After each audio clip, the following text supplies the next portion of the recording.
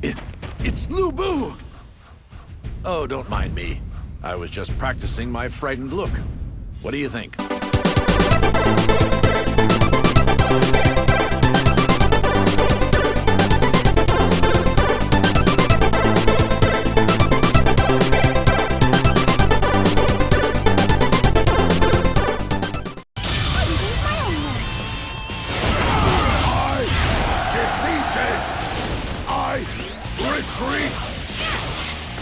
I have just as much a right to be here as anybody else. It's Dynasty Warriors, and as I've mentioned time and time again, it's one of those games where you probably already made up your mind if it's something you want to play or not, even before watching this video. Yes, it's still all the hacking and slashing between officers of the Three Kingdoms, with an even larger roster update and a bunch of new faces, such as the legendary He-Man, who was an officer of the Yellow Turbans and wielded power under Huang Xiao, etc. etc. However, there are several changes and additions to the well-known hack and slash formula that makes this the best Dynasty Warriors yet. A true warrior indeed. You will carry our honor across the land. The balance of power has shifted. It is only a matter of time before someone fans the flames of rebellion. Very perceptive, my son. Indeed, this world has taken a decisive change for the worse. Let's go. I wish to bring a quick end to this battle. Sure, you will attack from the south. The biggest change is in the story mode. Instead of picking a character from a faction and find a bunch of historical battles, you instead select a faction and then get assigned to play as various characters as the story progresses. While this might seem like a step back, not being able to play with who you want, it actually helps pace the story a lot better and really makes you care about the characters. Another major change is also how streamlined everything has become. Setup of characters is done on the fly, and you can buy weapons and upgrades in your starting camp on each map.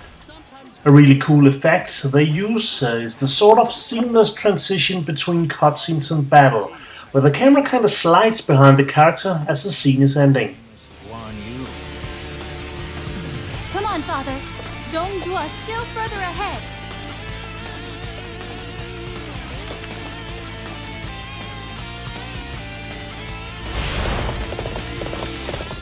The same seamlessness is also found at the start of each map, where you actually start out in your home camp and just talk to a dude when you're ready to go.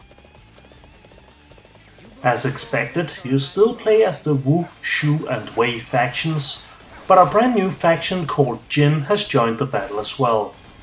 Jin was basically the faction that arose from the ashes of the conflict of the Three Kingdoms, and as such, the game advises you against starting their campaign before finishing the other three.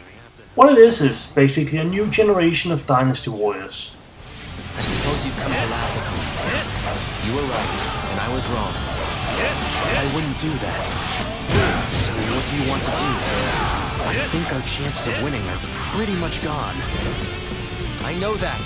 All forces retreat!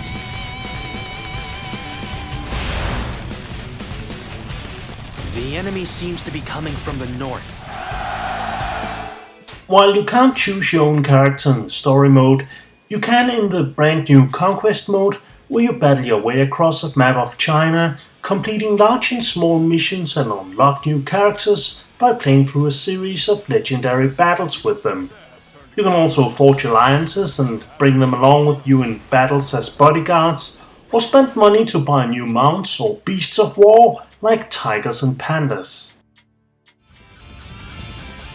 There's just a whole bunch of stuff to do in Dynasty Warriors 7, and the changes just helps make it the Warriors game where you for the first time really can get the grasp of the characters and the story behind them. From a technical standpoint, it also has all the trappings of other modern games, such as downloadable content, online multiplayer, stereoscopic 3D and even move support for the PlayStation 3 version. If you've ever been on the fence about Dynasty Warriors, now is the time to jump in.